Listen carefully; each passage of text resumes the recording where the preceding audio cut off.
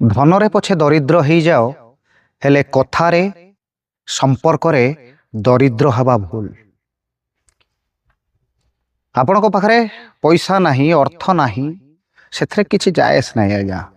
ଯଦି କାହା ସହିତ ସମ୍ପର୍କ ରଖିବାରେ ଆପଣ ଦରିଦ୍ର ହେଇଯାଉଛନ୍ତି, ଆପଣଙ୍କ କଥାରେ ଦାରିଦ୍ରତା ଭାବ ଜଣାପଡ଼ୁଛି, ଆପଣଙ୍କର ମୁହଁର ଏକ୍ସପ୍ରେସନରେ ଯଦି ଦାରିଦ୍ରତା ଆପଣ ଦେଖାଉଛନ୍ତି, ଆପଣଙ୍କ ମାନସିକ ପରିସ୍ଥିତିରେ ଯଦି ଆପଣ ଦାରିଦ୍ରତା ଦେଖାଉଛନ୍ତି, ତେବେ ଆପଣ ଏ ସମାଜର ଚାଲିଚଳନରେ ବା ଏ ସମାଜର ସମ୍ପର୍କ ଗଢ଼ିବାରେ କେଉଁଠି ନା କେଉଁଠି ବ୍ୟତିକ୍ରମ କରୁଛନ୍ତି।